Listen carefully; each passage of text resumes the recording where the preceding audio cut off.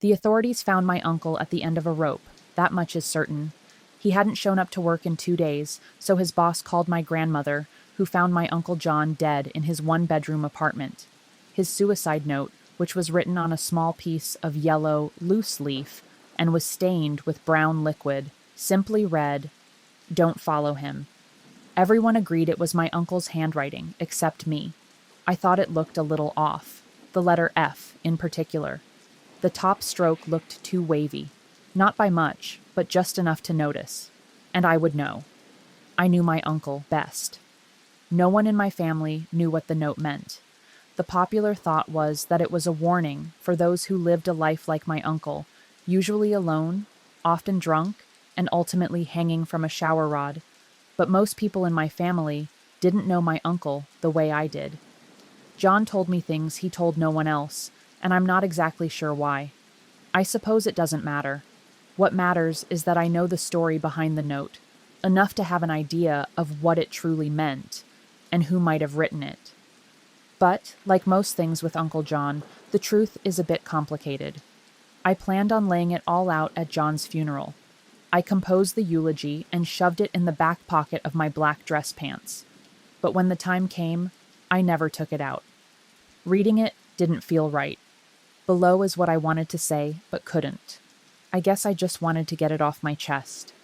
There's 2 things you should know about John. The first, which all of you probably know, is that John was always looking for God. He openly questioned everything, and while this made John not a very popular guest at Thanksgiving and Christmas, he stuck to his guns. He wasn't trying to make anyone upset, he was just always searching for truth. Even when John was alone, he was still searching. And, I'll just say it in case you didn't know, growing up, I wanted to be like John. I looked up to him. He bought me my first bike, and he gave me advice on girls. Not the best advice. Actually, it was spectacularly bad. But he tried.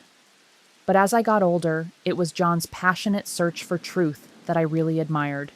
We disagreed on things, sure.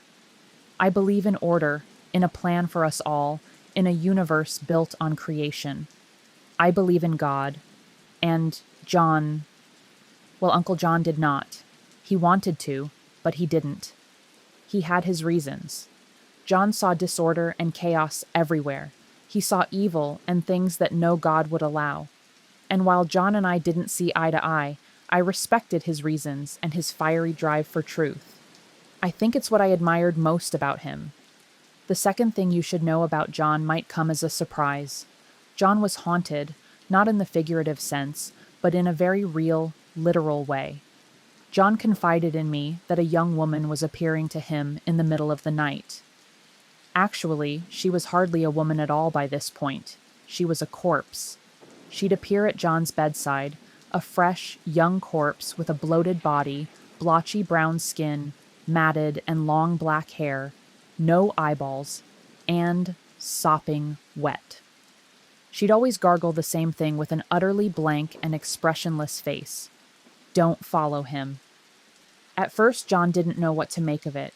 He thought she was the result of too many late nights at the local watering hole, too many trips to the gas station for another sixer. John just wished she'd go away, and he even prayed for her to go away, even though he was convinced that praying was useless. But the corpse always came back, and it was always with the same message. Don't follow him. It pains me to say that I didn't believe my Uncle John. To me, his delusions were a symptom. Of his boozing, his isolation, his general mindset, John had a lot of demons. But I always listened to him, and eventually I thought it didn't matter what I believed. What mattered was that John believed it, and belief was something that was lacking in his life.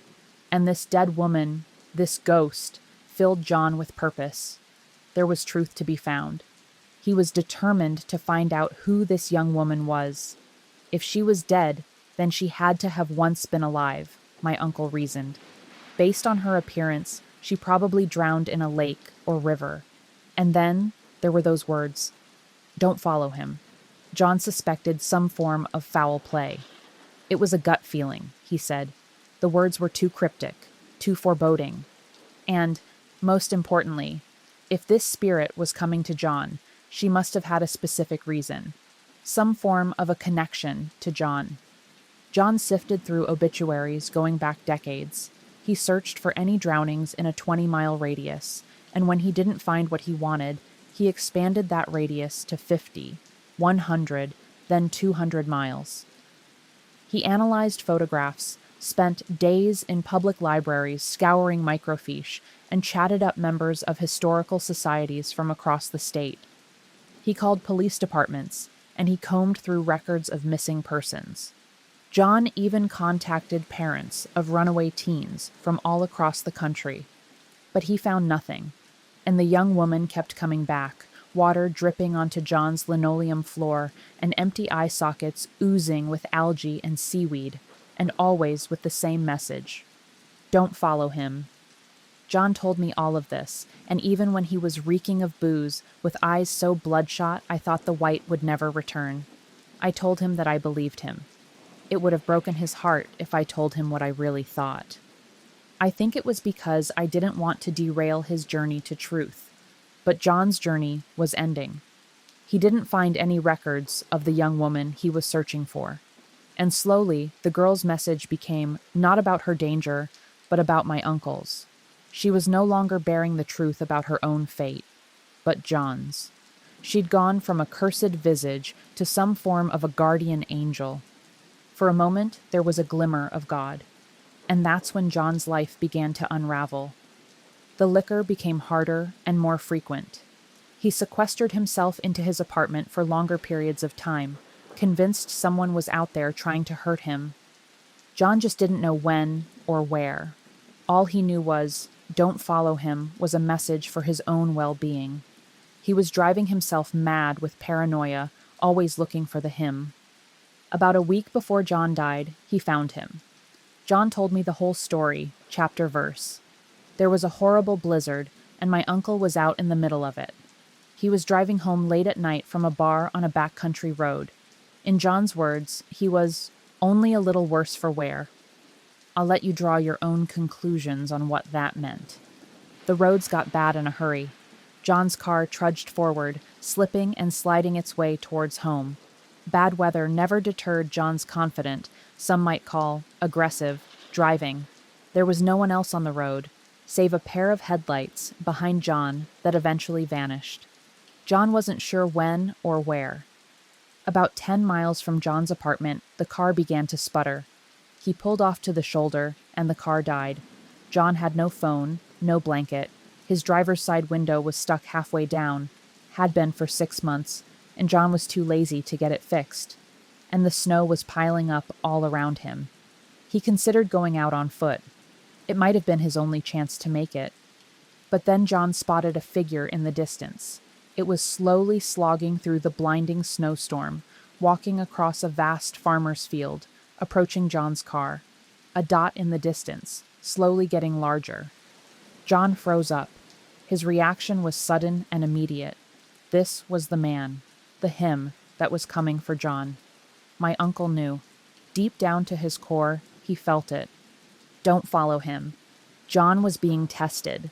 The young woman with the bloated, dead, and wet body had come to him for a reason. The man plodded closer. His hands were shoved in his pockets, and his face was obscured by the large hood of a navy parka jacket. John tensed up as the man approached the passenger door.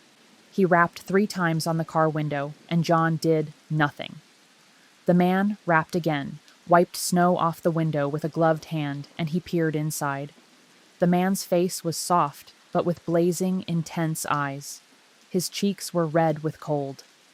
My uncle absent-mindedly nodded, and the man pulled open the car door, plopped down inside, and he slammed the door shut. "You okay?" the man asked my uncle. John told me, and I'll never forget this, that the man's voice was deep, like it had come from some unseen cavernous depth. John only nodded, but his internal voice was telling him, "Don't follow him." "There's a gas station about a mile up the road," the man said. "I have an extra pair of gloves. We should get there before this gets impassable." John rubbed his hands together, made a fist with his right hand, and blew into it. Snow swirled into the car from the half-open window. Again, John heard the voice inside his head. "Don't follow him." "I'm going to stay here," John told the man, "where it's warm." The stranger grimaced. He stared at John fiercely. The man leaned in closer, and John knew he wasn't to be trusted. The stranger slipped his hand into his pocket, and he held it there. John's breath vanished for a moment. He waited for the man to pull out a knife or a metal hook, but all he removed was an extra pair of gloves. He handed them to my uncle. "Suit yourself," the stranger told John. "I'll tell them you're here. Hopefully someone can make it through and find you." The man left the car, pushed the door shut, and trudged ahead up the road. The snow rushed down faster and thicker. In less than 10 feet, the man was out of sight. "Don't follow him." 20 minutes later, John's car miraculously started up. The snow on the road was at least 5 inches high and falling faster and heavier. John inched ahead, careful not to spin out on the rarely traveled back road. He drove a few miles when he realized he hadn't passed a gas station. The stranger had lied. The dead woman was right. John had found his truth. A ditched car appeared on the side of the road. John slowed. The driver's side door was swung open, and there was no one inside. 2 sets of barely visible footprints in the snow traveled from the car up the road. John forged ahead, and a half-mile past the car, he saw the body. It was lying face down on the shoulder of the road, half covered with snow. 5 minutes later, and the body would have been totally obscured. John stopped and rushed to the figure. He flipped it over, and he didn't even have to check his pulse. The man was dead. The second set of footprints led away from the corpse into the snow-covered cornfields. John pulled the man's body into his back seat, and he eventually made it back into town.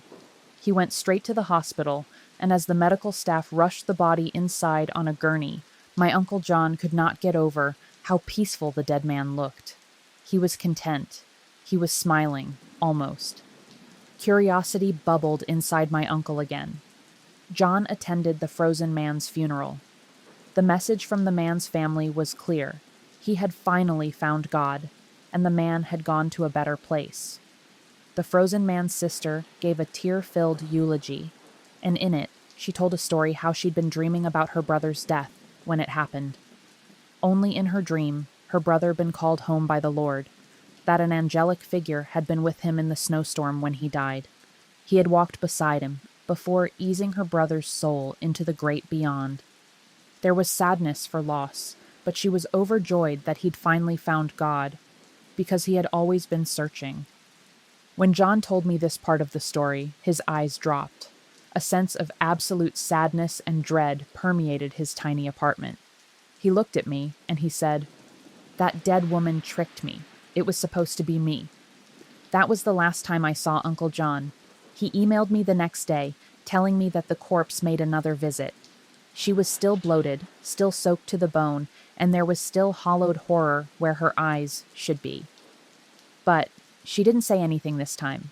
She only smiled mischievously. And she didn't look so much like a lifeless corpse anymore, my uncle wrote, but fiendish and full of deception. I was out of town when I read the email. I wrote my uncle that I would come see him when I returned in a few days. By the time I got home, he was dead. You are probably wondering why I told you all of this. Why here? Why now? I guess I just wanted all of you to know what Uncle John was really going through. Because he was a tortured soul, but I really think a blessed soul. Who among us is so concerned with truth and God that we consume ourselves trying to find it? I know Uncle John's last message was, "Don't follow him," and I pray that none of us here today take our own lives like John did, but searching for truth and reflecting on the nature of our existence while we're still here. I think it's okay if we follow John's lead, just a little bit. I didn't read any of that, not a word. Instead, I mumbled a few generic sentiments about how John left us before his time. It was impersonal, and it could have been about anyone, really. Uncle John's funeral was 4 months ago. Had I written that eulogy this morning, it would have read a little differently.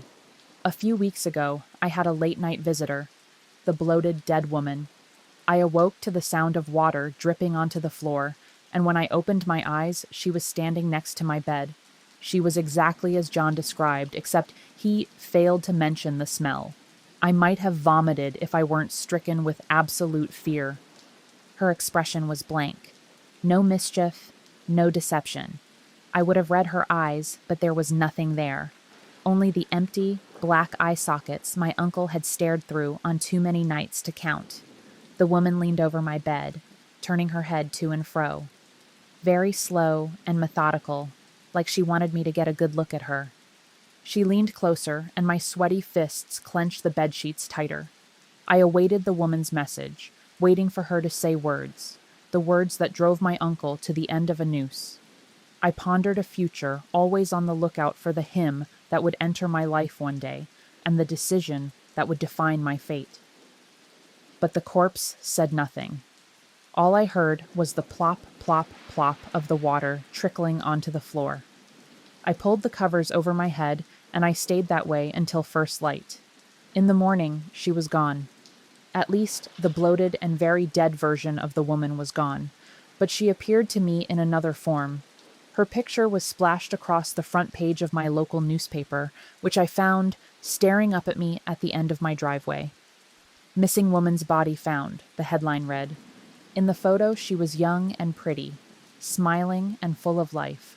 She was photographed wearing a red baseball cap and a light plaid shirt, leaning on a boulder on some outdoor expedition. You can usually tell who someone is by their eyes, and while I didn't see the corpse's eyes, in a way, that's what clinched it for me. They looked like the eyes the dead woman would have. It's hard to explain. It's like I just knew. The woman's body had been dredged up the day before. She had been missing for weeks, and after attending her funeral, I learned exactly why. 4 months ago, the young woman, Helen, had been driving late at night with her friend on the same stretch of road my uncle had been on. In the blizzard, Helen had been closely following the car ahead of her, driving faster and faster to stay on the fresh tire tracks in the quickly falling snow. Without a doubt, the other car was driven by my uncle. Helen's best friend was in the passenger seat. She begged for Helen to slow down, to pull off, to do anything else than follow this car. In the words of Helen's best friend, "Don't follow him." But she did. Helen lost control, the car spun out and hit a tree, and the passenger flew through the windshield. Helen's best friend died that night, and Helen blamed herself, sinking deeper and deeper into depression over the next few months. She eventually threw herself off a bridge. Helen's mother laid bare all of these details, quoting direct passages of Helen's diary at the funeral. The truth was difficult to share, her mother said, but it was worth sharing. Maybe it could help others avoid the same fate or to properly seek the help they need. The distraught mother ended by holding up a page of Helen's diary. "Don't follow him" was written every which way, in a variety of styles and colors, all over the page. Helen's best friend's horrified and panicked words had haunted Helen to her death. I spoke with the grief-stricken mother after the service. I told her I was a friend of Helen's, and I expressed my sincere condolences. I asked to see the diary, and the mother obliged. I took a close look at that one page, the one littered with Helen's best friend's final warning. It was what I suspected. I'd seen that letter F before, on my uncle's suicide note. The top stroke was a little wavy. Not by much, but just enough to notice. I've awaited Helen's return every night since she first appeared to me. Maybe she'd gargle out her dying friend's words this time, but Helen hasn't come back. I don't think she will. I read that once a ghost's unfinished business is settled, they are able to fade away into the afterlife, or something like that. I'm not sure what I believe anymore. What I do know is that Helen had been following a drunk man through a snowstorm that night, and she shouldn't have. Now people are dead, and I'm the one left holding the truth. But truth doesn't mean a whole lot to me anymore. I used to think I knew truth, that I knew of God and His plan for this universe and all of us. But now all I see is evil and disorder and chaos, the things my uncle saw. I see a world where a woman can die, and somehow 4 months before that happens, her spirit can haunt the person she deems responsible. This world that made so much sense is now in disarray. Right is wrong, real is fake, and things that were true are an absolute farce. If I gave my uncle's eulogy today, it would read very differently. I'd no longer say I wanted to be like him. I am him. I'm driving recklessly on a snowy road with knowledge of time-hopping ghosts and pre-hauntings leaching deeper into my brain. I wish I didn't know these things. It's much rosier on the other side. I dream of having a family one day. If not, maybe a niece or a nephew. And I don't want them to know these truths. To not know what I know. If anyone looked up to me and aspired to follow my path, hopefully someone would warn them. Don't follow him. Story 2. I watched video footage of a camping trip that my friends never actually went on. It was getting to be a tradition.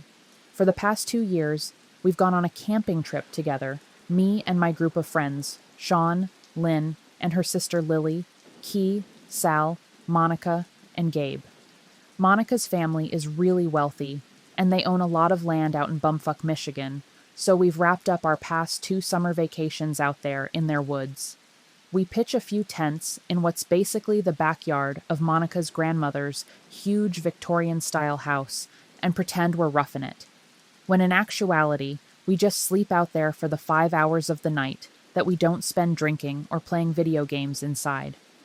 Cooking out over the bonfire and climbing trees is fun, but it's always only been a very small part of the trip. None of us talked about it or admitted it out loud, not even Monica, but we were all a little afraid to be out there for too long. We had no concrete reason to be, but we were. No matter how many times the Pines family assured us that the property was safe. I'd never seen or heard anything out of the ordinary out there. Maybe it was just because I'd seen enough horror movies to develop a fear of the woods in general. But I don't know. Something about the air in the intimidatingly vast property just made me feel really vulnerable. I got told just days before we were supposed to leave that I wouldn't be able to take the time off for the trip. One of my fellow supervisors at work had to go in for emergency surgery on his knee, and my store just didn't have the coverage. I was really bummed, but my friends didn't hold it against me. We all know being an adult sucks sometimes. I told them they could still use my cooler and my tents and my camcorder, and that they should video blog the trip for me. I hugged them all goodbye the morning they left, and then I went off to my shift. I told Sal to call me once they got there because I knew he would be the only one who'd remember to check in. Sal never called. None of them did. I left work at 10 p.m. and tried to text and call all of them, but not one of them got back to me. I checked Twitter, Facebook, nothing from anybody. No updates since Gabe's hitting the road status from earlier that morning. I felt like throwing up. Something felt really wrong. Key's mother called me as soon as I started to panic, and she sounded really rattled too. He hadn't talked to her all day, and he's really good about touching base with her when he takes trips. I'd later learn that whole night, my friends' parents were all trying to get in touch with each other. None of them heard from their kids since they first got on the road. Monica's mom called the landline to the house several times. Grandma Pines was out of town this year, but Monica should have answered if they were there. She didn't. Sean's father drove up to Pines' property the next morning with Monica's parents. He told me something felt off as soon as he stepped out of his car. When you pull up to the house, there's no fence or anything, so you can see if anything is set up in the area surrounding it. He would have been able to see if everyone had set up tents and gear as soon as he got up the path, but there was nothing. But he said all the house's windows were open and all the lights were on. Within a half hour, they called the police. I was asked to come in, watch the videos, and answer any questions I could. I transcribed what I watched as best I could. Clip 1, 10:45, September 16th, 2016. Gabe has the camera pointed at the rearview mirror. Gabe: how the fuck do you know when it's recording? Monica: the green button is on, dipshit. Clip 2, 1:15, September 16th, 2016. Gabe is filming the back of Lynn's car just ahead of them. He's talking to Sean and Monica, but I can't tell what they're saying, even with the audio adjusted. It's raining really hard, and I see flashes of lightning. Clip 3, 8:16, September 16th, 2016. A close-up of Monica. She's smoking and swinging in the rocking chair out on the back porch. She looks tipsy. She notices she's being filmed and winks at the camera. I think Sean laughs. Clip 4, 10:16, September 17th, 2016. I swallow hard when I see the timestamp. It doesn't make any sense. Saturday morning, Sean's father was already calling the police by then. I want to ask the cop what's going on, but he tells me to please just keep watching quietly. Lily is flipping pancakes. She scrunches up her nose at the camera and Gabe chuckles. Gabe, you don't look so good, Lil. Didn't sleep? Lily, how could I? All those fucking screams last night. Gabe, the hell? Lily, you didn't hear that shit? Lynn and I were freaked the fuck out. Gabe, what the fuck? We didn't hear anything. Lily, yeah, it fucking sounded like cats in heat, but wrong. Like it wasn't natural. Gabe, we were out in the tents all night and we didn't hear shit. Lily, lucky you. We came in the house at like 4 and it was still going. I don't know when it stopped, but I guess I fell asleep at some point. Gabe, did the girls say anything? Lily, they're not up yet, I don't know. Here, can you pass me that? Clip 5, 11:14, September 17th, 2016. A wide shot of the backyard. I can hear glasses clinking and a couple of my friends taking drags of cigarettes. I see a figure standing far off by the edge of the woods, but whoever's filming doesn't seem to notice it. Then I hear Gabe's voice, followed by Sean's, then Key's. They're talking about the hot tub needing repairs because the bubble jets don't work, and then the figure moves and Gabe sees it. Gabe, whoa, what the fuck? Key, what? Sean, dude. Gabe, holy fuck, what the fuck? Who the fuck is... Key, Gabe dash. Sean, yo, what the fuck, man? Gabe, did you see? Did you fucking see? The figure is contorting in the distance, and I cover my mouth with my hand. It's shaped like a person, but it starts doing this odd twitching movement with its arms. They look almost like they're stretching out really long, and then shrinking again. The legs are bending like a flamingo's. The boys behind the camera are yelling and freaking out. The shot cuts to the figure launching itself upward into the trees. Clip 6. The timestamps are turned off. It's nighttime, a shaky shot of the deck out back. The porch light is on, and Lily and Key have their backs to the camera. They're crouched down, sitting on the steps, and Lily is sobbing. Key looks behind his shoulder and mouths, "Turn it off." But the camera's still recording. Key pecks the top of her head and rubs her back, but she barely moves. Key, are you sure you saw... His voice is too quiet for me to hear everything he says. I'm pretty sure Gabe is the one filming again. I don't see Monica in the shot, but I hear her voice, and then Sean's. Monica, what happened? Sean, you didn't hear that shit? Monica, what the fuck do you mean? Sean, there's some shit in this fucking house, man. Gabe, guys. Monica, I looked in every single room. There's nothing in here. Sean, freaking the fuck out, man. I'm tired of this shit. Monica, well, what the fuck do you want me to do, Sean? Clip 7. A shot of somebody, caught very high in a tree. Whoever's filming is panting and coughing like they started crying, and it sounds like it could either be Gabe or Sal.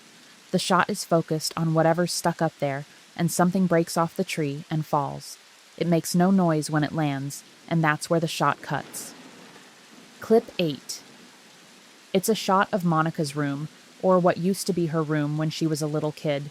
I've only been in that room a couple of times. It's full of old childhood shit, so there's nothing really for us to see or do in there. The window is open, and a little breeze ripples through the curtain. There's a crash like glass shattering from what sounds like downstairs, and I nearly jump out of my seat, shielding my eyes, but the cop touches my arm, tells me there's nothing scary in the shot. It's still just the room, pink and purple with sunshine coming through. The clip ends with another loud crash, and I swear a sea flicker of someone's face, wide-eyed and gaunt, peeking into the corner of the window, just for a second. I gasp out loud and whip around to look at the cop, and he gives me this nod to keep watching. The last clip they show me is a still, blurred shot of the living room. The camera's facing the window overlooking the backyard, and I can see the lit campfire.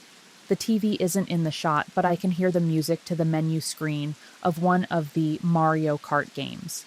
The shot is shifting in and out of focus, and I can tell nobody is recording. The camera's just been left on. It's about a minute and a half of just this. Then suddenly, the power in the house goes out with a crack, and I shake in my seat. There's a strange howling noise from the outside, but it's not a coyote, not an animal.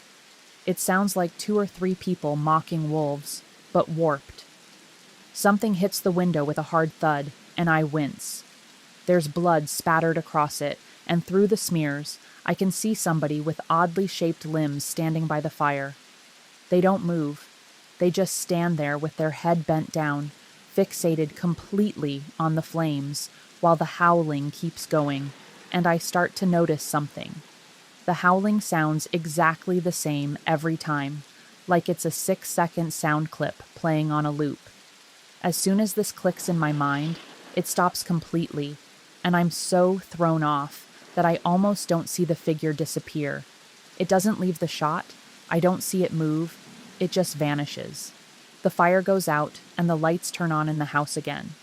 The menu music from Mario Kart is playing again, and I can hear my friends laughing, the clink of beer bottles. The shot goes blurred and then shuts off. That's all the footage they showed me. I was asked where I was during all this, why I didn't go on this trip, why my friends had some of my belongings, especially the camera, and I told them the truth. I told them about the previous 2 years, how nothing strange had ever happened on the Pines property before. In turn, I asked them what happened to my friends. They told me 7 bodies were found on the property, none of them belonging to any one of my friends. Their parents were asked to identify the bodies and remains, and none of them matched. My friends are just missing. I knew the cops weren't going to tell me, so I asked Sean's father about the 7 dead strangers. Were they people the Pines knew? He didn't know. He just told me how he found them, 6 of them, in a clearing in the woods, laying in a circle surrounding a tree with their guts strung together, holding hands like in a prayer. The 7th body was perched up at the top of the tree, impaled through the head on the highest branch. Thank you so much for listening to the Raise Mary Hell podcast. My name is Melinda Black, and I appreciate you so much for watching. If you want to support the podcast or read my book, The Vicious Cycle, before it hits bookstores, go to melindamblack.com. That's all for me. I hope you guys have a wonderful week. And remember to stay curious, stay cautious, and to raise merry hell.